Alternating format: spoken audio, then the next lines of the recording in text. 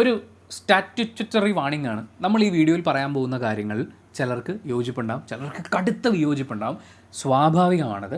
പക്ഷേ ഈ വിയോജിപ്പുകളെ എല്ലാം ചേർത്തുകൊണ്ട് നമുക്കിതിനെക്കുറിച്ച് ചർച്ച ചെയ്യാം. ആ ചർച്ചയ്ക്കപ്പുറം നമുക്ക് നല്ലൊരു ആശയത്തിലേക്ക് എത്തിച്ചേരാൻ പറ്റുമെന്നാണ് വിചാരിക്കുന്നത്. സോ ഞാൻ ഈ പറയുന്നത് മുഴുവൻ വെള്ളം തൊടാതെ വിഴുങ്ങുക എന്നുള്ളതല്ല.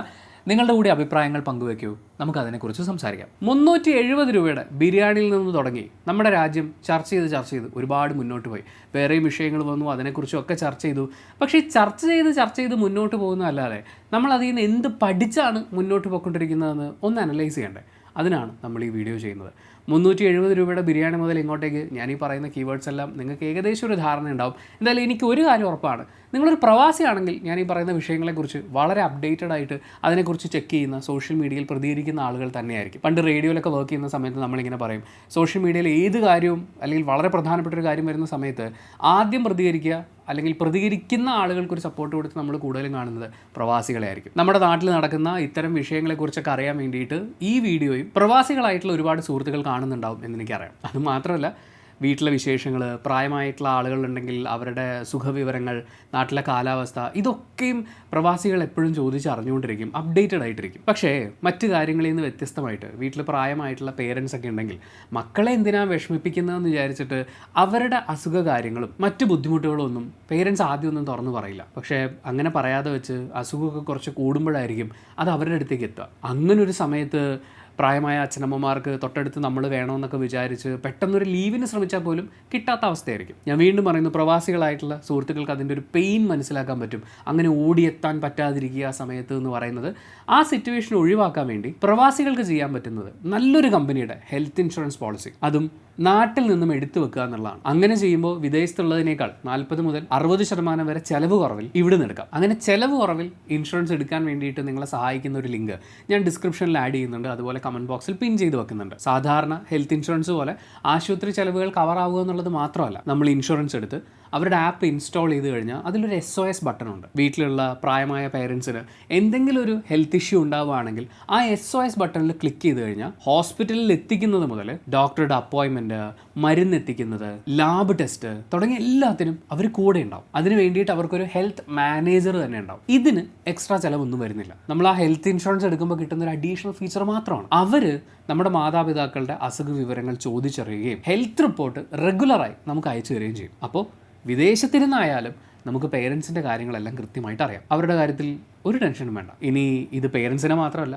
നിങ്ങളെയും കൂടി ഇൻക്ലൂഡ് ചെയ്തെടുത്താൽ വിദേശത്ത് ഡോക്ടറുടെ അപ്പോയിൻമെൻറ്റ് കിട്ടാൻ പാടാണെങ്കിൽ നാട്ടിൽ വരുമ്പോൾ പ്രീ പ്ലാൻ ട്രീറ്റ്മെൻറ്റുകൾ വരെ എളുപ്പത്തിൽ നടത്താം. അപ്പോൾ ഹോസ്പിറ്റൽ ചിലവുകളെക്കുറിച്ച് പേടിക്കേണ്ടെന്ന് മാത്രമല്ല, ഹെൽത്ത് ഇൻഷുറൻസ് എടുത്താൽ ഇത്തരം ഗുണങ്ങൾ കൂടിയുണ്ട്. പ്രവാസികൾ എന്തായാലും ഈ കാര്യം പരിഗണിക്കണം. കാരണം ഇപ്പോൾ നാട്ടിലും വിദേശത്തൊക്കെ പോലെ 50, 60, 70 ലക്ഷം രൂപയൊക്കെ ട്രീറ്റ്മെൻറ്റിന് എക്സ്പെൻസ് വരുന്ന കേസസ് ഉണ്ട്. സോ ഹെൽത്ത് ഇൻഷുറൻസ് എടുക്കാനുള്ള ഒരു ലിങ്ക് ഞാൻ ഡിസ്ക്രിപ്ഷനിൽ ആഡ് ചെയ്യുന്നുണ്ട്, അത് തന്നെ കമൻറ്റ് ബോക്സിൽ പിൻ ചെയ്ത് വെക്കുന്നുണ്ട്. ഇന്ന് തന്നെ ചെക്ക് ചെയ്യുക. നമുക്ക് ഏറ്റവും പ്രധാനപ്പെട്ട ചോദ്യത്തിനെ അഡ്രസ്സ് ചെയ്തിട്ട് തന്നെ തുടങ്ങാം.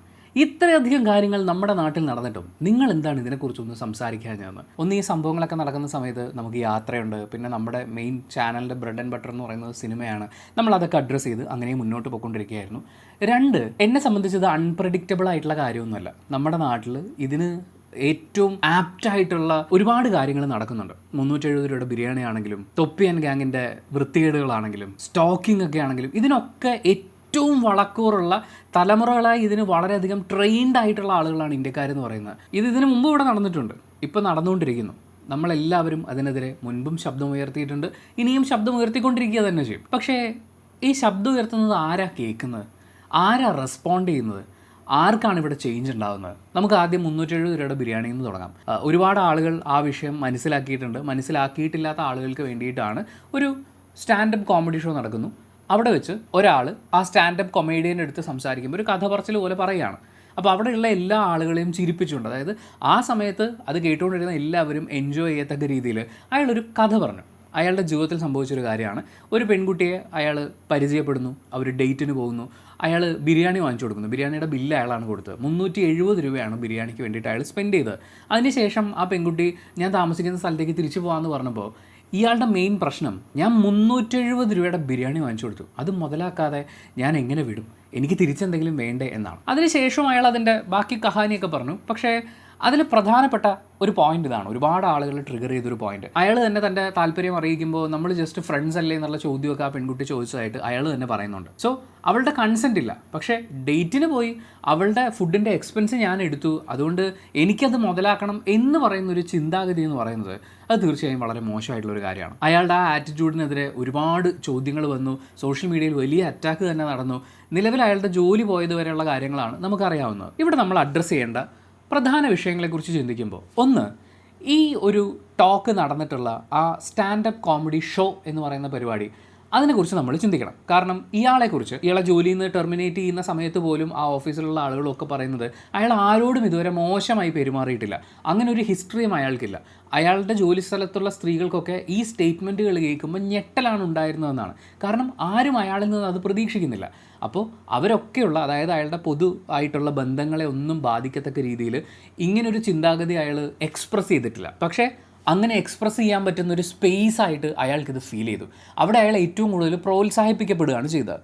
സോഷ്യൽ മീഡിയയിൽ നമ്മൾ സ്റ്റാൻഡപ്പ് കോമഡി ഷോസിൻ്റെ ഒരുപാട് ക്ലിപ്പുകൾ കാണാറുണ്ട്, ഞാനും കാണാറുണ്ട്. വളരെ രസമുള്ള കാര്യങ്ങൾ അതിൽ നമ്മൾ സംസാരിക്കാറുണ്ട്, വിമർശനങ്ങളുണ്ട്, ആളുകളെ, അവരുടെ രീതികളെ, മാറ്റം വരേണ്ടുന്ന കാര്യങ്ങളൊക്കെ നല്ല ഗംഭീരമായിട്ട് വിമർശിക്കുന്ന സ്റ്റാൻഡപ്പ് കോമഡി ഷോസ് ഉണ്ടാവാറുണ്ട്.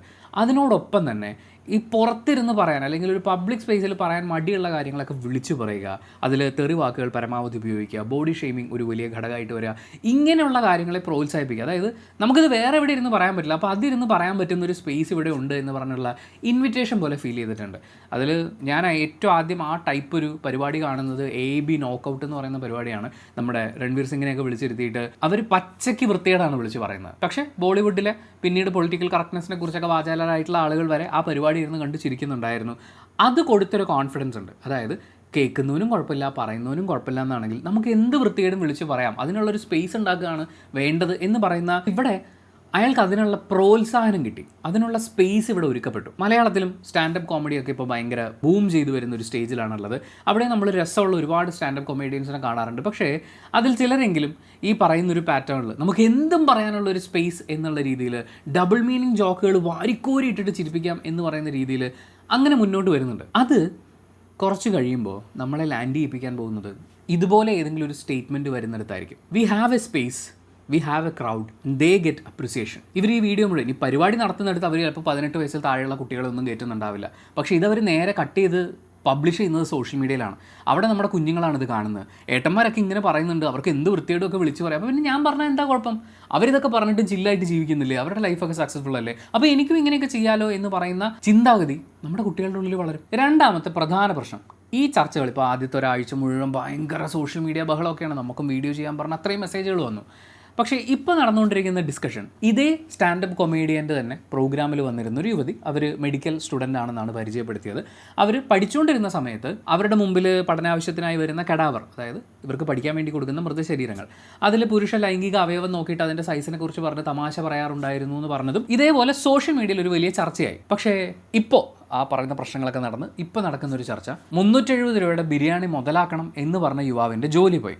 ഇവിടെ പുരുഷ ലൈംഗിക അവയവം നോക്കി അതിലെ തമാശ പറയുമായിരുന്നു, അത് മൃതശരീരത്തെ നോക്കി അതിൽ തമാശ കണ്ടെത്തുമായിരുന്നു എന്ന് പറഞ്ഞ ആളുടെ ജോലി പോയിട്ടില്ല എന്ന് മാത്രമല്ല, അവൾക്ക് സോഷ്യൽ മീഡിയയിൽ ഒരുപാട് ഫോളോവേഴ്സ് വന്നു, അവളിപ്പോൾ ഒരു സോഷ്യൽ മീഡിയ ഇൻഫ്ലുവൻസറായി മാറി എന്ന് പറയുന്ന ആ ഒരു വാദമാണ് ഇവിടെ ഉള്ളത്. നമ്മളിവിടെ മനസ്സിലാക്കേണ്ട ഒരു കാര്യം, ഈ വീഡിയോ നമ്മൾ ഷൂട്ട് ചെയ്യുന്ന സമയത്ത് ഈ പറഞ്ഞ 2 പേർക്കും സോഷ്യൽ മീഡിയ അക്കൗണ്ട് നമ്മൾ സെർച്ച് ചെയ്ത് നോക്കുമ്പോൾ അവൈലബിൾ അല്ല.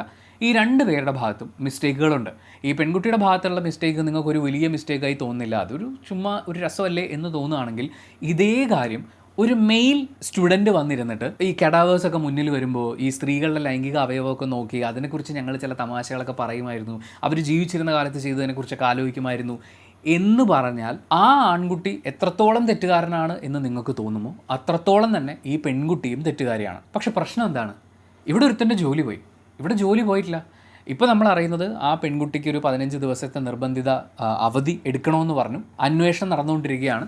അതിലിനി നടപടികളൊക്കെ വരാനിരിക്കുന്നതേ ഉള്ളൂ. നമ്മളിവിടെ ചിന്തിക്കേണ്ട ഒരു കാര്യം എന്താണെന്ന് വെച്ച് കഴിഞ്ഞാൽ, ഓരോ കമ്പനികൾക്കും ഓരോ ഓർഗനൈസേഷൻസിനും ഓരോ തൊഴിൽ ഇടങ്ങൾക്കും ഓരോ രീതിയാണുള്ളത്. ഇപ്പോൾ ചില കമ്പനികളുണ്ടാവും അവരുടെ എംപ്ലോയീസ് പുറത്ത് എന്ത് ചെയ്യുന്നു എന്നുള്ളത് അവരുടെ വിഷയമായിരിക്കില്ല. ഇതിനകത്ത് അവരെങ്ങനെയാണോ അതിനനുസരിച്ച് മുന്നോട്ട് പോകുന്നു. പുറത്ത് അവർ എന്ത് ചെയ്യുന്നതിനെക്കുറിച്ച് അവർ അന്വേഷിക്കില്ല, അതുമായി ബന്ധപ്പെട്ടിട്ടുള്ള കാര്യങ്ങളൊന്നും ഇതിനകത്ത് സംസാരിക്കില്ല. അവരുടെ സ്ട്രിക്ട്ലി ഓർഗനൈസേഷനകത്ത് നിൽക്കുന്ന കാര്യങ്ങളെ അവർ ചിന്തിക്കുള്ളൂ. പക്ഷേ ചില കമ്പനികളെ സംബന്ധിച്ച് അവരൊരു ബ്രാൻഡായി എസ്റ്റാബ്ലിഷ് ചെയ്യുകയാണ്. അതായത് പൊതുജനങ്ങളുമായുള്ള ഞങ്ങളുടെ സമ്പർക്കം ഇങ്ങനെയാണെന്ന് എസ്റ്റാബ്ലിഷ് ചെയ്യുന്ന കമ്പനികളാണ്. അങ്ങനെയുള്ള കമ്പനീസ് അവരുടെ എംപ്ലോയീസ് പുറത്ത് എന്ത് ചെയ്യുന്നു എന്നുള്ളതിനെ കൂടി മോണിറ്റർ ചെയ്യും. ഇപ്പോൾ എംപ്ലോയീസ് സോഷ്യൽ മീഡിയയിൽ എന്ത് പോസ്റ്റ് ചെയ്യുന്നു എന്നുള്ളത് പോലും കൃത്യമായി മോണിറ്റർ ചെയ്യുന്ന കമ്പനികളുണ്ട്. ഇതൊക്കെ ഓരോ കമ്പനികളുടെയും പോളിസിയുമായിട്ട് ബന്ധപ്പെട്ട് നിൽക്കുന്ന കാര്യമാണ്.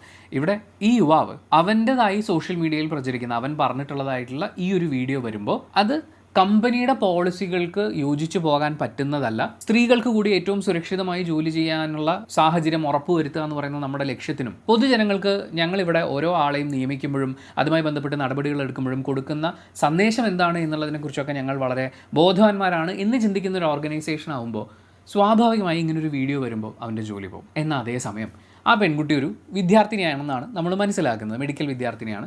അപ്പോൾ അത്തരത്തിൽ അവരൊരു മോശം പരാമർശം നടത്തുമ്പോൾ അതിനെക്കുറിച്ച് അന്വേഷിച്ച് നടപടിയെടുക്കുന്നത് ഈ ഓർഗനൈസേഷൻ ചെയ്ത അതേ രീതിയിലാവണമെന്നില്ല. ഇവിടെ ചിലപ്പോൾ കുറച്ച് നാൾ അവർക്ക് സസ്പെൻഷൻ ആയിരിക്കാം, അതല്ലെങ്കിൽ അവളുടെ പ്രാക്ടീസുമായി ബന്ധപ്പെട്ടിട്ടുള്ള നിയന്ത്രണങ്ങളായിരിക്കാം, ചിലപ്പോൾ ഒരുപക്ഷെ അവളുടെ കോഴ്സിൽ നിന്ന് അവളെ ടെർമിനേറ്റ് ചെയ്യാൻ വേണ്ടിയിട്ടുള്ള നടപടികളായിരിക്കാം. ഇതൊക്കെ അവരെന്ത് തീരുമാനം എടുക്കുന്നു എന്നുള്ള അനുസരിച്ചിരിക്കും. ഇവർ രണ്ടുപേരും സോഷ്യൽ മീഡിയയിൽ ഒരേ സ്റ്റാൻഡപ്പ് കൊമേഡിയൻ്റെ പരിപാടിയിൽ വന്നിട്ടാണ് ഒരേപോലെയുള്ള വൃത്തികേടുകൾ പറഞ്ഞത്. പക്ഷേ ഇവർക്ക് രണ്ടുപേർക്കും നേരെ നടപടി എടുക്കുന്ന കാര്യത്തിൽ സോഷ്യൽ മീഡിയയിൽ വേറെ വ്യത്യാസങ്ങളൊന്നുമില്ലല്ലോ. എല്ലാവരും രണ്ടുപേരുടെ മിസ്റ്റേക്കുകൾ മനസ്സിലാക്കുന്നുണ്ട്. പക്ഷേ ഓർഗനൈസേഷൻസ് എങ്ങനെ നടപടി എടുക്കും എന്നുള്ളത് ഓർഗനൈസേഷൻസിൻ്റെ പോളിസീസിനെ അധികരിച്ചിരിക്കും. സോ ഇവിടെ നടപ്പിലാവുന്നത് രണ്ട് നീതി എന്നുള്ള രീതിയിലല്ല, രണ്ട് സ്ഥാപനങ്ങളുടെ റെസ്പോൺസാണ്. ഇനി ഇതിൽ നമ്മുടെ ഒരു ഒപ്പീനിയൻ എന്താണെന്ന് ചോദിച്ചു കഴിഞ്ഞാൽ, ഈ ജോലി കളയുക അല്ലെങ്കിൽ ജോലി ഇല്ലാതാക്കുക എന്ന് പറയുന്നൊരു കാര്യം ഇവരുടെ ഭാഗത്ത് തെറ്റുണ്ടായിട്ടുണ്ട്. തീർച്ചയായും വളരെ മോശം കാര്യമാണ് അവർ വിളിച്ചു പറഞ്ഞത്. അതിനവർ പൊതു സമൂഹത്തിനോട് മാപ്പ് പറയേണ്ടതാണ്. പക്ഷേ അവരുടെ ജോലി നഷ്ടപ്പെടുത്തുന്നത് എങ്ങനെയാണ് ശരിയാവുക എന്നൊന്ന് ആലോചിച്ച് നോക്കുക. കാരണം ഒന്നാമത് നമ്മുടെ നാട്ടിൽ ജോലി കിട്ടാനില്ല, ജോലി ഉണ്ടെങ്കിൽ നല്ല സാലറി കിട്ടാനില്ല.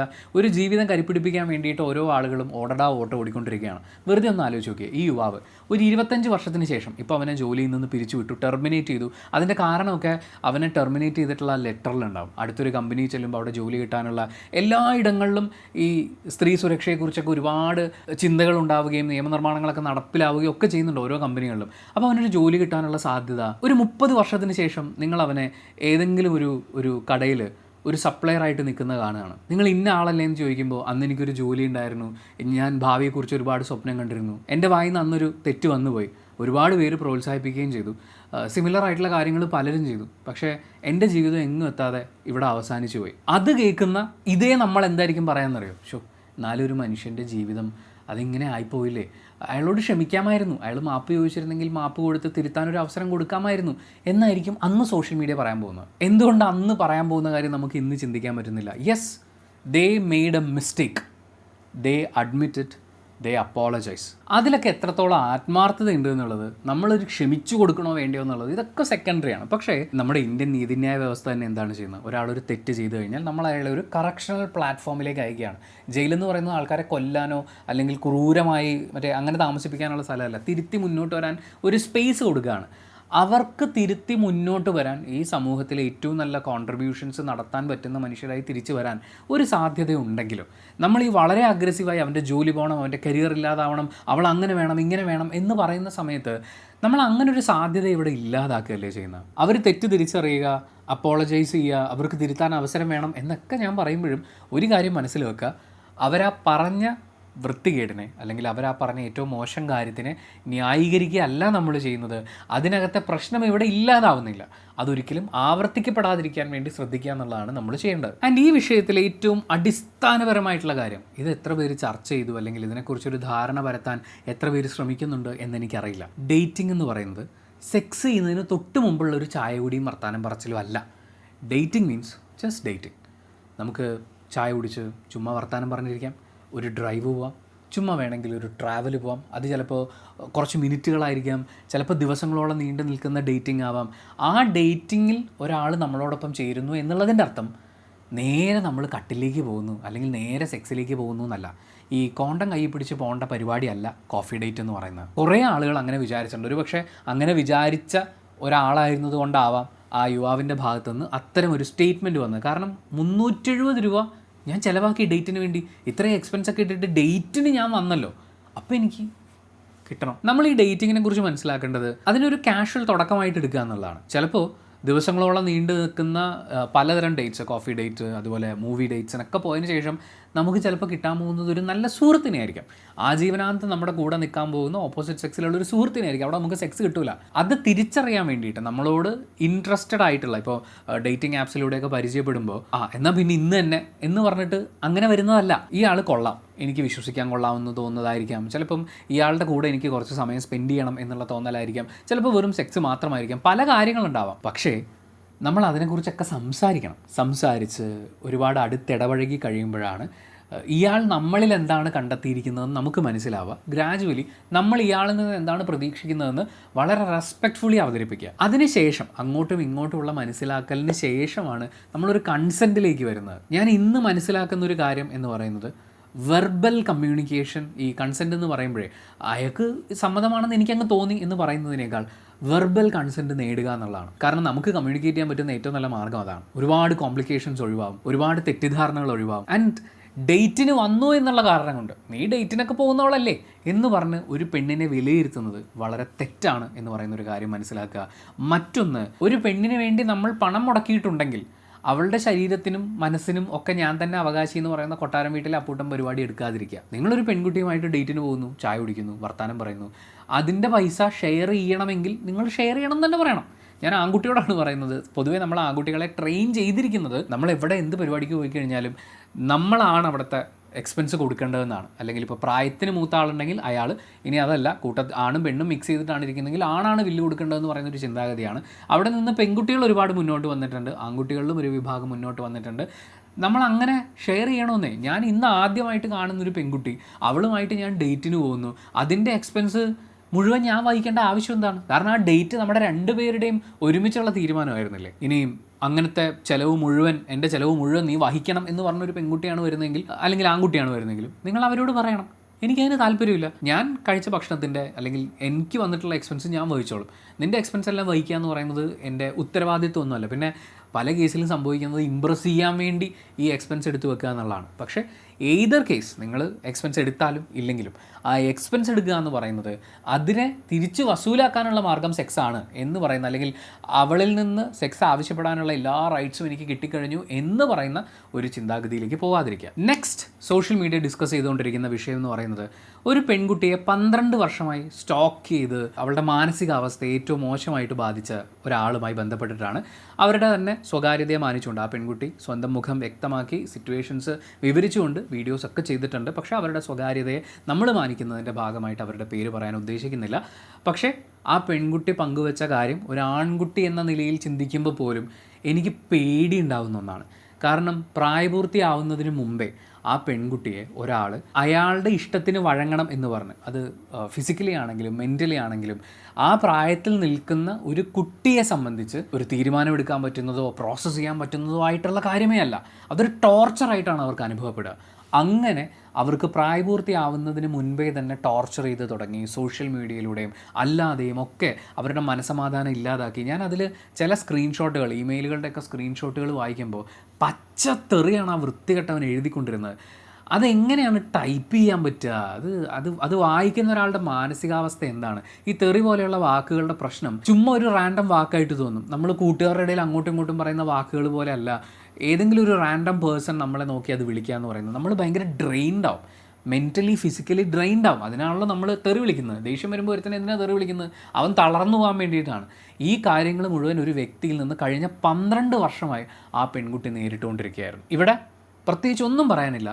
He needs to be controlled അല്ലെങ്കിൽ കണ്ടെയ്ൻഡ് എന്ന് പറയുന്നത് പോലെ നിയമപ്രകാരം എങ്ങനെ അതിനെ ഡീൽ ചെയ്യാൻ പറ്റുമോ, അതിനെ എത്ര ശക്തമായി ഡീൽ ചെയ്യുക, ആ പെൺകുട്ടിയുടെ സ്വതന്ത്രമായിട്ടുള്ള ശാന്തമായിട്ടുള്ള ജീവിതത്തിന് ഉതകുന്ന രീതിയിൽ കാര്യങ്ങൾ മാറ്റപ്പെടണോ അതുപോലെ തന്നെ നടപ്പിലാക്കപ്പെടണം. ഒരുപാട് ആളുകൾ ആ പെൺകുട്ടിയുടെ വീഡിയോസ് നമുക്ക് അയച്ചു തന്നിട്ടുണ്ടായിരുന്നു. നിങ്ങൾ ഇതിനെക്കുറിച്ച് സംസാരിക്കണം, സ്റ്റോക്കിംഗ് ഒരു വലിയ പ്രശ്നമാണ്. വർഷങ്ങളോളം ഇതുപോലെ ഓരോ ആൾക്കാരെയും ഫോളോ ചെയ്ത് അവരുടെ social media life, social life, family life ഇതിനൊക്കെ ബാധിക്കുന്ന രീതിയിൽ പുറകെ കൂടുന്ന ആളുകളുണ്ട്. പക്ഷേ ഞാനൊന്ന് ചോദിക്കട്ടെ, നമ്മളിപ്പോൾ ഇതിനെക്കുറിച്ച് സംസാരിക്കുന്നു എന്നുള്ളതുകൊണ്ട് മാത്രം ഒരു മാറ്റം ഉണ്ടാകുമോ? അടിസ്ഥാനപരമായി നമ്മുടെ ചുറ്റും ഈ സ്റ്റോക്കിങ്ങിനെ പ്രോത്സാഹിപ്പിക്കുന്ന ആളുകളല്ലേ ഉള്ളത്. നമുക്ക് വെറുതെ സിനിമകളിലേക്ക് പോവാം. ഈ 12 വർഷമായി ആ പെൺകുട്ടിയെ ശല്യം ചെയ്തു എന്ന് പറയുന്ന ആൾ കണ്ട് വളർന്നിട്ടുണ്ടാവാൻ സാധ്യതയുള്ള സിനിമകളിൽ ഒരു പെൺകുട്ടിയെ ഒരു നായകൻ ചെന്ന് ഇഷ്ടമാണെന്ന് പറയുന്നു, അവൾ പോടോ എനിക്ക് താല്പര്യമില്ല എന്ന് പറയുന്നു, വീണ്ടും അവളുടെ പുറകെ നടക്കുന്നു, പാട്ടുപാടി നടക്കുന്നു, നാട്ടുകാരെയും ബന്ധുക്കളെയും കൊണ്ട് അവളെ ഇൻഫ്ലുവൻസ് ചെയ്യാൻ ശ്രമിക്കുന്നു, അവൾക്ക് ഗിഫ്റ്റുകൾ വാങ്ങിച്ചു കൊടുക്കാൻ ശ്രമിക്കുന്നു, അവളും അയാളും തമ്മിൽ പ്രണയത്തിലാണെന്ന് നാട് നീളെ പ്രചരിപ്പിക്കാൻ ശ്രമിക്കുന്നു. എന്തിന്? ആ പെൺകുട്ടി ഗർഭിണിയാണെന്ന് വരെ പറഞ്ഞ് പ്രചരിപ്പിക്കാൻ നടക്കുന്നത് പോലെയുള്ള സീനുകൾ നമുക്ക് പഴയ സിനിമകളിൽ പോയി കഴിഞ്ഞാൽ തപ്പിക്കഴിഞ്ഞാൽ കിട്ടും. അങ്ങനെയൊക്കെ ഒരു പെൺകുട്ടിയെ മെൻ്റലി ടോർച്ചർ ചെയ്ത് തളർത്തി വേറെ ഓപ്ഷൻ ഇല്ലാതെ നായകനുമായി പ്രണയിക്കുക. പക്ഷേ സിനിമകളിൽ കാണിക്കുമ്പോൾ ഓപ്ഷൻ ഇല്ലാതായി എന്നല്ല കേട്ടോ, അവൻ്റെ ഉള്ളിലെ സ്നേഹത്തിനെ തിരിച്ചറിഞ്ഞ് അവൾ അവനിലേക്ക് ചേരുന്നു എന്ന് പറയുന്നത് പോലെ അവതരിപ്പിക്കുന്ന എത്ര സിനിമകൾ നമ്മുടെ നാട്ടിൽ വന്നിട്ടുണ്ട്, ഇപ്പോഴും വന്നുകൊണ്ടിരിക്കുന്നു. ഇതിനെ പ്രോത്സാഹിപ്പിക്കാൻ വേണ്ടി, ന്യായീകരിക്കാൻ വേണ്ടി നായികമാരെ കൊണ്ട് നമ്മൾ ഡയലോഗ് പറയിപ്പിക്കാൻ തുടങ്ങി. എന്താണെന്നറിയോ, ആണുങ്ങളാകുമ്പോൾ അങ്ങനെ പുറകെയൊക്കെ നടക്കണം, അങ്ങനെ കുറേ പുറകെ നടന്നു കഴിഞ്ഞാലേ നമ്മുടെ ഇഷ്ടമൊക്കെ പ്രകടിപ്പിക്കുള്ളൂ. ആദ്യമൊന്നും തുറന്നു പറയൂല, പുറകെ കുറേ നേരം നടന്നു കഴിയുമ്പോഴേ പറയുള്ളൂ എന്ന് പറഞ്ഞ് ശീലിപ്പിക്കുക എന്ന് പറയുന്നത് നമ്മുടെ നാട്ടിലെ ആൺകുട്ടികളെ പറഞ്ഞു പഠിപ്പിക്കുന്ന പോലെ. നിങ്ങളൊരു പെൺകുട്ടിയുടെ അടുത്ത് ചെന്ന് ഇഷ്ടമാണെന്ന് പറയുകയോ താല്പര്യം പ്രകടിപ്പിക്കുകയോ ചെയ്യുമ്പോൾ അവൾ നോ പറഞ്ഞാലും വിടരുത്. No is a no. താല്പര്യമില്ലെങ്കിൽ വിട്ടുകളയൂ, അവരെ അവരുടെ ജീവിതത്തിന് ജീവിക്കാൻ വിടൂ. നിങ്ങൾ നിങ്ങളുടെ ജീവിതവുമായി മുന്നോട്ട് പോകൂ. ലോകത്ത് ഒരേ ഒരു പെണ്ണും ഒരേ ഒരു ആണും മാത്രമല്ല ഉള്ളത് എന്നൊക്കെ ചിന്തിക്കേണ്ട അടുത്തുനിന്ന് നമ്മുടെ സിനിമകളൊക്കെ ഇപ്പോഴും പഠിപ്പിച്ചു കൊടുത്തുകൊണ്ടിരിക്കുന്നത് നോ പറഞ്ഞാലും അത് പുറകെ നടന്ന് ശല്യം ചെയ്ത് ഒരു യെസ്സാക്കി മാറ്റിയെടുക്കുന്ന ഒരു മിടുക്കാണെന്നാണ്. ഒരു പെൺകുട്ടിയെ ഒന്നിലധികം ആൺകുട്ടികൾ പ്രേമിക്കാൻ ശ്രമിക്കുന്നു. അതിൽ ഏറ്റവും കൂടുതൽ അവളെ ശല്യം ചെയ്യുന്ന ആൾക്ക് ആ പെൺകുട്ടിയുടെ സ്നേഹം തിരിച്ചു കിട്ടുന്നു. അപ്പോൾ ഈ സ്റ്റോക്ക് ചെയ്യുന്നവൻ മിടുക്കനാണ്. ഇനി ഈ ശല്യം അനുഭവിക്കുന്ന പെൺകുട്ടിയില്ലേ, അവളെ നമ്മുടെ സമൂഹം പറഞ്ഞു പഠിപ്പിക്കുന്നത് എന്താ അറിയോ, അവൻ കുറേ നാളായില്ലേ നിൻ്റെ പുറകെ നടക്കുന്നു, നിനക്കൊന്ന് പരിഗണിച്ചൂടെ? എന്തിന്? അവൾക്ക് താല്പര്യമില്ല എന്ന് അവൾ ഓൾറെഡി പറഞ്ഞു കഴിഞ്ഞു. മറ്റവൻ പുറകെ നടക്കുന്നു, അവൻ്റെ സമയം ഒരുപാട് പാഴാക്കി, അവൻ്റെ ആരോഗ്യം പാഴാക്കി, അവൻ കരിയർ വേണ്ടെന്ന് വെച്ചു, അവൻ അത് വേണ്ടെന്ന് വെച്ചു, ഇത് വേണ്ടെന്ന് വെച്ച് നിൻ്റെ പുറകെ നടക്കല്ലേ? അത് അവൻ്റെ മിസ്റ്റേക്ക് ഇടൂ. അവൻ സ്വന്തമായി എടുത്ത തീരുമാനങ്ങളുടെ ഭാഗമായി അവന് നഷ്ടപ്പെട്ടതിനെക്കുറിച്ച് ഈ പെൺകുട്ടി ചിന്തിക്കേണ്ട ആവശ്യമില്ല. അവൾ ഓൾറെഡി ഒരു നോ പറഞ്ഞു കഴിഞ്ഞു. ഇനി ഈ കാര്യങ്ങളൊക്കെ തുറന്ന് പറഞ്ഞ പെൺകുട്ടിയുടെ വീഡിയോസിൽ ആ പെൺകുട്ടി തന്നെ എക്സ്പ്ലനേഷൻ കൊടുക്കേണ്ടി വന്ന ഒരു കാര്യമുണ്ട്. നീ ഇങ്ങനെ അവൻ്റെ മുഖം വ്യക്തമാക്കുന്ന ഒരു വീഡിയോ ഇട്ട് കഴിഞ്ഞാൽ അവൻ്റെ കുടുംബജീവിതം തകരാറിലാവില്ലേ, അവൻ്റെ മുന്നോട്ടുള്ള ജീവിതത്തിന് ബുദ്ധിമുട്ടുണ്ടാവില്ലേ, അവൻ്റെ ഫാമിലിക്ക് സങ്കടമാവില്ലേ, ഫ്യൂച്ചർ കുളമാവില്ലേ എന്നൊക്കെയുള്ള ചോദ്യങ്ങൾ. അതിൽ ആ പെൺകുട്ടി ഗംഭീരമായിട്ട് അതിനൊരു മറുപടിയും കൊടുത്തിട്ടുണ്ട്. ഇങ്ങനെയൊക്കെ പുറകെ നടക്കുമ്പോൾ എനിക്ക് താല്പര്യമില്ല എന്ന് പറഞ്ഞതിന് ശേഷവും പുറകെ നടക്കുമ്പോഴും അവനറിയാം അവനെ സ്നേഹിക്കുന്നൊരു കുടുംബമുണ്ട്, ഇത് പുറത്ത് വന്നു കഴിഞ്ഞാൽ അവന് ചീത്തപ്പേരാണ്, അവൻ്റെ ഫാമിലിക്ക് ചീത്തപ്പേരാണ്, അവൻ്റെ കരിയറിന് ബുദ്ധിമുട്ടാണെന്നൊക്കെ അവനറിയാം. അവൻ വില കൊടുക്കാത്ത ആ കരിയറിനും കുടുംബത്തിൻ്റെ സന്തോഷത്തിനും അഭിമാനത്തിനും ഞാനതിന് വില കൊടുക്കണം. അത്രയേ ഉള്ളൂ.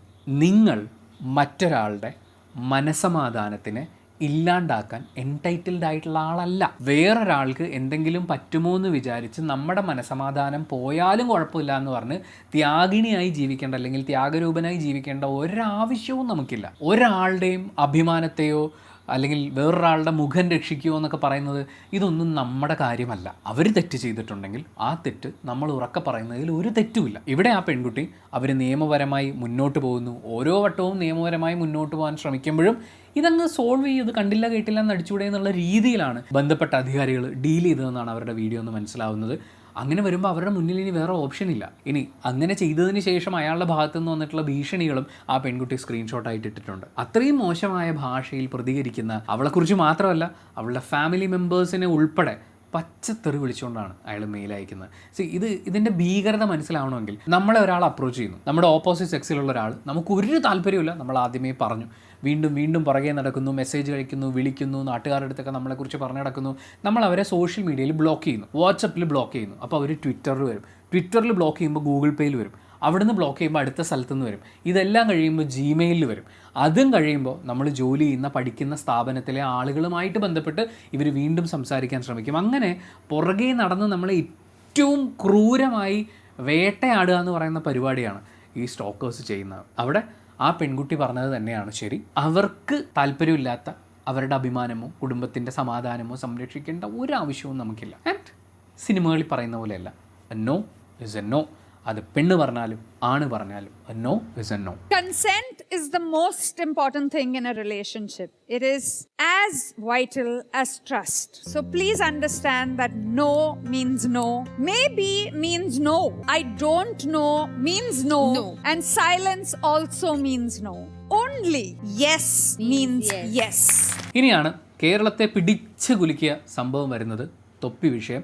തൊപ്പി എന്ന് പറയുന്നൊരു ഗെയിമർ സ്ട്രീമർ ഉണ്ട് കേരളത്തിൽ. അറിയാത്ത ആളുകൾ ഇപ്പോൾ വളരെ കുറവായിരിക്കും.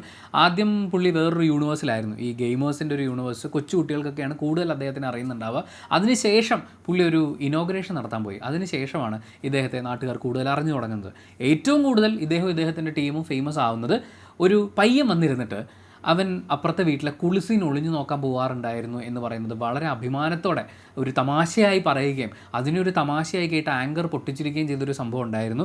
ഇവൻ തൊപ്പിയുടെ ഗ്യാങ്ങിലുള്ളതാണ് എന്ന് പറഞ്ഞുകൊണ്ട് അവൻ വഴി വൈറലായ ഒരു സെഗ്മെൻറ്റും കൂടിയുണ്ട്. അങ്ങനെയാണ് കേരളത്തിലെ പൊതുസമൂഹം, ഈ സ്ട്രീമേഴ്സിനെയൊക്കെ സബ്സ്ക്രൈബ് ചെയ്ത് ഫോളോ ചെയ്യുന്ന കുട്ടികളുടെ ഒരു കൂട്ടത്തിനെ മാറ്റി നിർത്തിയാൽ കേരളത്തിലെ പൊതുസമൂഹം തൊപ്പിയെ കൂടുതൽ അടുത്തറിയുന്നത് ഈ പറയുന്ന ഇൻസിഡൻറ്റുകളിലൂടെയാണ്. ഇപ്പോൾ തൊപ്പിയെ കൂടുതൽ ആളുകൾ അറിഞ്ഞിരിക്കുന്നത് കുറച്ച് ദിവസങ്ങൾക്ക് മുമ്പ് പുള്ളി ഒരു അർദ്ധരാത്രി ലൈവ് പോയിട്ടുണ്ടായിരുന്നു. ആ ലൈവ് പോകുന്നതിന് മുമ്പ് ഇദ്ദേഹത്തിൻ്റെ ഗ്യാങ്ങിലുണ്ടായിരുന്ന ആളുകൾ, തൊപ്പി ഗ്യാങ്, MRZ ഗ്യാങ് എന്നൊക്കെയാണ് അവർ വിളിക്കുന്നത്. അപ്പോൾ ആ ഗ്യാങ്ങിലുണ്ടായിരുന്ന കുറച്ച് ആളുകൾ ഗ്യാങ്ങിൽ നിന്ന് മാറുകയും തൊപ്പിയെക്കുറിച്ച് ചില ആരോപണങ്ങൾ ഉന്നയിക്കുകയും ചെയ്തു. തൊപ്പി ഈ ആരോപണങ്ങളിലൊക്കെ ഭയങ്കരമായിട്ട് മനം നൊന്നിട്ടേ ഇവരുടെ കയ്യിലുണ്ടായിരുന്ന തെളിവുകൾ, ഇവരിപ്പോൾ അങ്ങോട്ടും ഇങ്ങോട്ടും ചെയ്തുകൊണ്ടിരിക്കുന്നതാണ്, തെളിവുകൾ ഓൺലൈനായിട്ട് അപ്ലോഡ് ചെയ്തുകൊണ്ടിരിക്കുകയാണ്. അപ്പോൾ തൊപ്പിയുടെ ലൈവിൽ വളരെ ഗുരുതരമായ കാര്യങ്ങൾ എന്ന് വെച്ചാൽ അയാൾ താമസിക്കുന്നിടത്ത് ലഹരി മരുന്ന് കൊണ്ടുവന്ന് അവർ ഉപയോഗിച്ചിട്ടുണ്ടായിരുന്നു എന്നുള്ളതും അവിടെ പ്രായപൂർത്തിയായിട്ടില്ലാത്ത കുട്ടികൾ വരെ ദുരുപയോഗം ചെയ്യപ്പെട്ടിട്ടുണ്ടായിരുന്നു എന്ന് പറയുന്ന കാര്യവും ഇയാൾ തന്നെ ലൈവിൽ അപ്ലോഡ് ചെയ്തു. സ്വാഭാവികമായും എതിർചേരിയിലുള്ള ആളുകൾ അവരും പിന്നെ ലൈവ് ചെയ്യാൻ തുടങ്ങി, അങ്ങോട്ടും ഇങ്ങോട്ടും തെളിവുകളൊക്കെ വാരിയിടാൻ തുടങ്ങി. ഇപ്പോൾ അവർ നിയമപരമായി മുന്നോട്ട് പോകുന്നു എന്ന് പറയുന്നു. പക്ഷേ അവർ മുന്നോട്ട് പോയാലും ഇല്ലെങ്കിലും കേരള പോലീസ് നിയമപരമായി മുന്നോട്ട് പോകാൻ ഒരു തീരുമാനമെടുത്തു കഴിഞ്ഞു. തൊപ്പി ഗ്യാങ്ങിനെ കുറിച്ച് അന്വേഷിക്കാനുള്ള ഉത്തരവായിട്ടുണ്ട്. ലഹരി മരുന്നുമായി ബന്ധപ്പെട്ടിട്ടുള്ള വിഷയങ്ങളടക്കം കേരള പോലീസ് ഇനി അന്വേഷിക്കാൻ പോവാണ്. പക്ഷേ ഞാൻ ചോദിക്കട്ടെ, ഈ വിഷയത്തിൽ നിന്ന് നിങ്ങളെന്താ പഠിച്ചത്? തൊപ്പിയുടെ ഭാഗത്താണോ തെറ്റ്, അവന്മാരുടെ ഭാഗത്താണോ തെറ്റ്? എനിക്ക് ഒരുപാട് റിക്വസ്റ്റ് വന്നിട്ടുണ്ടായിരുന്നു ആ വിഷയത്തെക്കുറിച്ച് വീഡിയോ ചെയ്യൂ, ആരുടെ ഭാഗത്താണ് മിസ്റ്റേക്ക് എന്ന്. ഇതിൽ മിസ്റ്റേക്ക് ഇല്ലാത്തൊരു ഭാഗം നിങ്ങൾ കാണിച്ചു തരും. ആരുടെ ഭാഗത്തെന്നല്ല, ആരുടെ ഭാഗത്തും എവിടെയാണ് മിസ്റ്റേക്ക് ഇല്ലാത്തൊരു ഭാഗം ഉള്ളതെന്ന് നമുക്ക് കണ്ടെത്താൻ പോലും പറ്റാത്ത അത്രയും ഒരു സീരീസ് ഓഫ് ക്രൈംസ് എന്ന് നമുക്ക് പറയാവുന്ന കാര്യങ്ങളാണ് സംഭവിച്ചുകൊണ്ടിരുന്നത്. ഫസ്റ്റ് ഓഫ് ഓൾ, ഇവരുടെ യൂണിവേഴ്സിൽ സംസാരിക്കപ്പെടുന്ന ഭാഷ, ഗെയിമേഴ്സ്, സ്ട്രീമേഴ്സ് എല്ലാവരെയും ഞാൻ പറയുന്നില്ല, നല്ല ഭാഷയിൽ സ്ട്രീം ചെയ്യുന്ന ആളുകളുണ്ട്. പക്ഷേ അവർ ഈ പറയുന്ന ഇത്രയും പോപ്പുലർ ഒന്നും ആവാറില്ല. ഈ സ്ട്രീമേഴ്സിൻ്റെ ഒരു പ്രത്യേകത, ഗെയിം സ്ട്രീം ചെയ്യുന്ന ആളുകളുടെ ഒരു പ്രത്യേകത എന്ന് പറയുന്നത്, ഇടക്കാലത്ത് എപ്പോഴെങ്കിലും ഇവരുടെ പ്രാധാന്യം കുറഞ്ഞു എന്ന് തോന്നുമ്പോൾ, അല്ലെങ്കിൽ കൂടുതൽ പബ്ലിസിറ്റി വേണമെന്ന് പറഞ്ഞ് മുന്നോട്ട് വരുന്ന ഗെയിമേഴ്സ് വേറെ ഏതെങ്കിലും ഗെയിമറിനെ കുറിച്ച് എന്തെങ്കിലും കാര്യം അവരുടെ ലൈവിൽ മോശമായിട്ട് പറയും.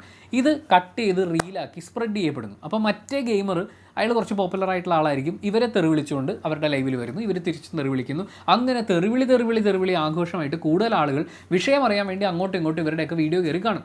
സ്വാഭാവികമായും അതുവഴി നേരത്തെ നമ്മൾ പറഞ്ഞ അത്രയും പോപ്പുലർ ആയിട്ടില്ലാത്ത ആളുകളില്ലേ, അവരുടെ പോപ്പുലാരിറ്റി വർദ്ധിക്കും, അവരുടെ റവന്യൂ വർദ്ധിക്കും. ഇതുപോലെ തന്നെ ഈ പോപ്പുലർ ആയിട്ടുള്ള ഗെയിമറിനെ സംബന്ധിച്ച് അയാളുടെയും റവന്യൂ വർദ്ധിക്കും.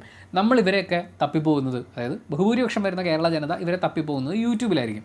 യൂട്യൂബിൽ ഇവരുടെ പ്രസൻസ് കാണുമ്പോൾ തന്നെ ഇവർ ഇത്രയും റീച്ച് ഉണ്ടോ എന്നൊക്കെ പറഞ്ഞ് അത്ഭുതം തോന്നുന്നുണ്ടെങ്കിൽ ഇവരൊക്കെ പല ഗെയിം സ്ട്രീമിംഗ് ആപ്ലിക്കേഷൻസിലാണ് ഇതിനേക്കാൾ കൂടുതൽ സമയം സ്പെൻഡ് ചെയ്യുന്നത്. നമ്മുടെ കുട്ടികളൊക്കെ ഇവരെ കാണാൻ ചെല്ലുന്നത് ആ പ്ലാറ്റ്ഫോമുകളിലാണ്. അവിടെ ഇവരുടെ റീച്ച് കണ്ടു കഴിഞ്ഞാൽ നിങ്ങൾ തലകറങ്ങി വീഴും. ആ റീച്ച് കുട്ടികളുടെ ഇടയിൽ അവർക്ക് ഉറപ്പാക്കുന്ന ഈ പ്ലാറ്റ്ഫോംസിൽ ലൈവ് വന്ന് ഇവർ സംസാരിക്കുന്ന ഭാഷ, ഞാൻ വീണ്ടും പറയുന്നു, എല്ലാ ഗെയിമേഴ്സും അല്ല, പക്ഷേ ഗെയിമേഴ്സിൽ ഒരു വലിയ വിഭാഗം, ഒരുപക്ഷെ ഏറ്റവും പോപ്പുലർ ആയിട്ടുള്ള ഗെയിമേഴ്സൊക്കെ ചെയ്യുന്നത് പച്ച തെറി വിളിക്കലാണ്. ഞാനൊക്കെ എൻ്റെ തെറിവിളി കാലഘട്ടത്തിൽ പോലും പറഞ്ഞു കേട്ടിട്ട് പോലും ഇല്ലാത്ത തെറികളാണ് ഇവർ അങ്ങോട്ടും ഇങ്ങോട്ടും വിളിക്കുന്നത്. ഇത് കേൾക്കുന്ന കുട്ടികളെ സംബന്ധിച്ച് അവർക്കൊരു ഹീറോയിനെ കിട്ടുന്ന പോലെ, അതായത് ഇപ്പോൾ പൊതുസമൂഹത്തിൽ നമ്മുടെ നാട്ടിൽ ബഹുഭൂരിപക്ഷം ആളുകൾ അങ്ങനെ തെറിയൊന്നും വിളിക്കാറില്ല. അവരവരുടെ വീട്ടിൽ നോക്കുന്ന സമയത്തും അച്ഛനും അമ്മയൊക്കെ വളരെ ഡീസൻ്റായിട്ട് സംസാരിക്കുന്നു. അപ്പോഴാണ് ഒരാൾ മാസ്സായിട്ടിരുന്ന് തെറി വിളിക്കുന്നത്, അവരുടെ സംസാര ഭാഷ പോലെയൊക്കെ തെറി വിളിക്കുന്നു. കൂള് തന്നെ മച്ചാൻ എന്ന് പറയുന്ന പോലത്തെ ഒരു ഫീൽ ഉണ്ടാവും. തെറിവിളി കൊണ്ട് ഇത് ഒതുങ്ങുന്നില്ല. പല ലൈവ് സ്ട്രീമിലൊക്കെ ഉപയോഗിച്ചിട്ടുള്ള ഭാഷ, പ്രത്യേകിച്ച് സ്ത്രീകളെ വർണ്ണിച്ചുകൊണ്ട് അവർ പറഞ്ഞിട്ടുള്ള കാര്യങ്ങൾ, റാൻഡം സ്ട്രേഞ്ചേഴ്സുമായിട്ടുള്ള വീഡിയോ കോൾ വരുന്ന ആപ്പ്, അങ്ങനത്തെ കാര്യങ്ങളൊക്കെ ലൈവ് പോകുന്ന സമയത്ത് സ്ത്രീകളുടെ ശരീരത്തെ വർണ്ണിച്ചുകൊണ്ട് വളരെ മോശം വാക്കുകൾ ഉപയോഗിച്ചുകൊണ്ട് സംസാരിക്കുക. അവർ പലതരത്തിൽ കണ്ടുമുട്ടുന്നത്, ഇപ്പോൾ ഫ്ലൈറ്റിൽ വെച്ച് കണ്ട സ്ത്രീയെക്കുറിച്ച് മോശമായി സംസാരിക്കുക. എന്തിനീ മനുഷ്യന്മാരുടെ കാര്യം പറയുന്ന മാനിക്കൻ പ്രതിമകളെക്കുറിച്ച് പോലും അതുപോലും വളരെ മോശമായിട്ട് ഡീൽ ചെയ്യുന്ന തരത്തിലുള്ള കാര്യങ്ങളാണ് ഇവർ കൊച്ചു കുട്ടികൾ കാണുന്ന പ്ലാറ്റ്ഫോം പ്ലാറ്റ്ഫോമിലേക്ക് ഇട്ടുകൊണ്ടിരിക്കുന്നത്. സ്ത്രീകൾക്കെതിരെയുള്ള കുറ്റകൃത്യങ്ങളും ഡ്രഗ് അബ്യൂസും ഒക്കെ നമ്മുടെ കൊച്ചു കുട്ടികളുടെ മുമ്പിൽ ഹീറോയിക് പരിവേഷത്തോടുകൂടി ഇവർ അവതരിപ്പിച്ചുകൊണ്ടിരിക്കുക. നിങ്ങൾ ആരെങ്കിലും നിങ്ങളുടെ ഫോണിൽ നിങ്ങളുടെ കുട്ടികൾ ഡൗൺലോഡ് ചെയ്ത് വെച്ചിരിക്കുന്ന ആപ്ലിക്കേഷൻസ് ഏതൊക്കെയാണെന്ന് തുറന്നു നോക്കിയിട്ടുണ്ടോ? അവരേതൊക്കെയോ ഗെയിം കളിക്കുന്നത് കാണാൻ വേണ്ടിയിട്ടുള്ള ആപ്പ് എടുത്ത് വെച്ചിരിക്കുന്നു എന്നായിരിക്കും നിങ്ങൾ വിചാരിക്കുന്നത്. ഇനി അവരുടെ സ്വന്തം മൊബൈൽ ഫോണുകളിൽ അവരെന്തൊക്കെയാണ് ഇൻസ്റ്റാൾ ചെയ്ത് വെച്ചിരിക്കുന്നതെന്നറിയോ? അവരുടെ ബ്രൗസർ ഹിസ്റ്ററി എന്താണെന്നുള്ളത് നിങ്ങൾ എപ്പോഴെങ്കിലും ചെക്ക് ചെയ്തോ? നിങ്ങളുടെ കുട്ടികൾ അവരുടെ സ്ഥിരം സംസാര ഭാഷയിൽ ഉപയോഗിക്കുന്ന വാക്കുകൾ, അതിൽ വരുന്ന മാറ്റങ്ങൾ, അതിനെക്കുറിച്ച് നിങ്ങൾ ബോധവാന്മാരും ബോധവതികളുമാണോ? ആ കുട്ടികൾ അവരുടെ സുഹൃത്തുക്കളെ എന്ന് വെച്ചാൽ ആൺകുട്ടികളും പെൺകുട്ടികളും അടങ്ങുന്ന അവരുടെ ഒരു വലിയ സർക്കിളിനെ എങ്ങനെയാണ് നോക്കിക്കാണുന്നത്, വ്യക്തികളെ എങ്ങനെയാണ് ഡീൽ ചെയ്യുന്നത്, അതിലെന്തെങ്കിലും മാറ്റങ്ങൾ വന്നിട്ടുണ്ടോ? ഇതിനെക്കുറിച്ച് നമ്മൾ ചിന്തിക്കുന്നുണ്ടോ? തൊപ്പി വെച്ചും തൊപ്പി ഇടാതെയും പല വൃത്തികേടുകളും കാണിക്കും. അങ്ങനെയാണ് അവർ പണം ഉണ്ടാക്കിക്കൊണ്ടിരിക്കുന്നത്. നമ്മൾ ഇതിലെ മിസ്റ്റേക്കൊക്കെ പറഞ്ഞിടാ ഇങ്ങനെയൊക്കെ ചെയ്യാൻ പാടില്ല, ഇതൊക്കെ ഭയങ്കര മോശമാണെന്ന് പറഞ്ഞാൽ ആടാ എനിക്കറിയാടാ അത് ഞാൻ അങ്ങനെയാടാ ഞാൻ ഇങ്ങനെയാടാന്ന് പറഞ്ഞിട്ട് 4 ഡയലോഗ് അടിച്ചിട്ട് അവർ വീണ്ടും ഈ പരിപാടി തന്നെ കാണിക്കും. എന്നാലേ അവർക്ക് പൈസ കിട്ടുള്ളൂ. സോ തൊപ്പിയും കൂട്ടരെയും നന്നാക്കുക, അത് നിയമപരമായിട്ട് പോലീസും നമ്മുടെ നീതിന്യായ സംവിധാനമൊക്കെ നടപ്പിലാക്കിക്കോളും. പക്ഷേ ഇതുപോലുള്ള സ്ട്രീമേഴ്സിനാൽ ഇൻഫ്ലുവൻസ് ചെയ്യപ്പെടുന്ന നമ്മുടെ കുഞ്ഞുങ്ങളെക്കുറിച്ചാണ് നമ്മളിവിടെ ചിന്തിക്കേണ്ടത്. കാരണം ഇവിടെ ഇവരെ കൺസ്യൂം ചെയ്യുന്ന കുഞ്ഞുങ്ങൾ മാത്രമല്ല ഡേഞ്ചറിലുള്ളത്, ആ കുഞ്ഞുങ്ങളുടെ ചുറ്റുവട്ടത്തുള്ള ഓരോ ആൾക്കാരും ഡേഞ്ചറിലാണ്. ഒരു സ്ട്രീമർ മറ്റേ സ്ട്രീമറെ തെറി വിളിക്കുന്നത് കാണുമ്പോൾ അങ്ങോട്ടും ഇങ്ങോട്ടും ഫാൻസായി തിരിഞ്ഞ് ആഘോഷിക്കുകയും ഒരാളുടെ പക്ഷം പിടിച്ച് സംസാരിക്കുകയും വാദിക്കുകയും ഒക്കെയാണ് കുട്ടികൾ ചെയ്യുന്നത്. അതിനൊന്നുള്ള പ്രായം നമ്മുടെ കുട്ടികൾക്കായിട്ടില്ല. ഞാൻ ആദ്യം ഈ ലൈവ് പ്രഹസനമൊക്കെ കണ്ടുകൊണ്ടിരുന്ന സമയത്ത് ആലോചിച്ചത് തൊപ്പിയുടെയും ഗ്യാങ്ങിൻ്റെയൊക്കെ ഒരു പ്രമാദിത്വം കുറഞ്ഞു വന്നുകൊണ്ടിരിക്കുകയാണ്, അവരുടെ സോഷ്യൽ മീഡിയയിൽ റീച്ച് കുറയുന്നു. അപ്പോൾ അങ്ങോട്ടും ഇങ്ങോട്ടും തെറി പറഞ്ഞുകൊണ്ട് ഒരു സ്റ്റോറിയൊക്കെ ഉണ്ടാക്കി കഴിഞ്ഞാൽ വീണ്ടും കുറച്ച് ആളുകളുടെ അറ്റൻഷൻ പിടിച്ച് പറ്റാമല്ലോ എന്ന് വിചാരിച്ചിട്ടുള്ളൊരു ശ്രമമായിട്ടാണ്. പക്ഷേ വളരെ ഗുരുതരമായിട്ടുള്ള കാര്യങ്ങളാണ് അവർ മുന്നോട്ട് വെച്ചുകൊണ്ടിരിക്കുന്നത്.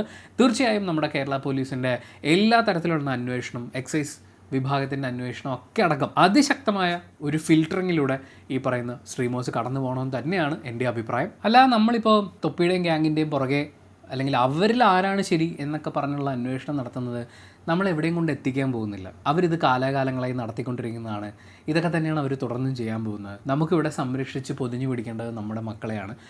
അല്ലെങ്കിൽ നമ്മുടെ പരിചയത്തിലുള്ള ആളുകൾക്കൊക്കെ നമ്മൾ പറഞ്ഞു കൊടുക്കേണ്ടത്, ചിലപ്പോൾ നിങ്ങൾക്ക് പിള്ളേരൊന്നും ആയിട്ടുണ്ടാവില്ല, നിങ്ങളുടെ ഓഫീസിൽ കൂടെ വർക്ക് ചെയ്യുന്ന അല്ലെങ്കിൽ നിങ്ങളെ പരിചയമുള്ള ഒരുപാട് ആളുകളുടെ വീട്ടിൽ ഇവരെയൊക്കെ കണ്ടുകൊണ്ടിരിക്കുന്ന പഠിച്ചുകൊണ്ടിരിക്കുന്ന കുട്ടികളുണ്ടാകും. അവരോടൊക്കെ നമുക്ക് ഈ കാര്യം പറയാം, ഈ കാര്യം സ്പ്രെഡ് ചെയ്യാം. അത്രയും പറഞ്ഞുകൊണ്ട് നമ്മൾ ഈ വീഡിയോ ഇവിടെ അവസാനിപ്പിക്കുകയാണ്. അപ്പോൾ ഇത്രയും നേരം ഞാൻ പറഞ്ഞ കാര്യങ്ങൾ നിങ്ങളുടെ ചിന്തയ്ക്ക് ഉപകാരപ്പെടും എന്ന് വിചാരിച്ചുകൊണ്ട് വീഡിയോ അവസാനിപ്പിക്കുന്നതിന് മുമ്പ് ഓർമ്മിപ്പിക്കാനുള്ളത്, പ്രവാസികൾക്കായിട്ട് അവരുടെ പേരൻസിന് വേണ്ടി അവർക്ക് ചെയ്തു വെക്കാവുന്ന ഒരു കാര്യത്തെക്കുറിച്ച്, വളരെ വളരെ പ്രധാനപ്പെട്ട ഒരു കാര്യത്തെക്കുറിച്ച് വീഡിയോയുടെ തുടക്കത്തിൽ ഞാൻ സൂചിപ്പിച്ചിട്ടുണ്ടായിരുന്നു. നാട്ടിൽ നിന്ന് ചെലവ് കുറവിൽ ആശുപത്രി ചെലവുകളൊക്കെ കവറാവുന്ന, അതുപോലെ തന്നെ പേരൻസിൻ്റെ ഹെൽത്തുമായി ബന്ധപ്പെട്ടിട്ടുള്ള കാര്യങ്ങളെല്ലാം മാനേജ് ചെയ്യുന്ന തരത്തിലുള്ള ഹെൽത്ത് ഇൻഷുറൻസ് എടുത്തു വെക്കാൻ പറ്റുമെന്നുള്ളതാണ്. കുറേ പേര് ഇതൊക്കെ പറയുമ്പോൾ പിന്നെ ആവട്ടെ, അടുത്ത മാസം ആവട്ടെ, കുറച്ച് പൈസ കയ്യിൽ വരട്ടെ, കടങ്ങളൊക്കെ തീരട്ടെ എന്നൊക്കെ പറഞ്ഞ് നീട്ടി വെക്കും. പക്ഷേ കുടുംബത്തൊരു ഹെൽത്ത് റിലേറ്റഡ് ആയിട്ടുള്ള എമർജൻസി സിറ്റുവേഷൻ ഏത് സമയത്തും വരാം. നിങ്ങൾ ഈ വിദേശത്ത് കിടന്ന് കഷ്ടപ്പെട്ടുണ്ടാക്കുന്ന പൈസ അത് ആശുപത്രി കളയേണ്ടെന്നാണെങ്കിൽ ഇപ്പം തന്നെ അത് എടുത്തു വെക്കുക. അതിനുള്ള ലിങ്ക് ഡിസ്ക്രിപ്ഷനിലും കമൻറ്റ് ബോക്സിൽ പിൻ ചെയ്തൊക്കെ വെച്ചിട്ടുണ്ട്. So thank you so much for watching this video. Video ഇഷ്ടപ്പെട്ടാൽ ലൈക്ക് ചെയ്യുക, കമൻറ്റ് ചെയ്യുക, ഷെയർ ചെയ്യുക, സബ്സ്ക്രൈബ് ചെയ്യുന്ന കാര്യവും ഹൈപ്പ് ചെയ്യുന്ന കാര്യമൊക്കെ പരിഗണിക്കുക.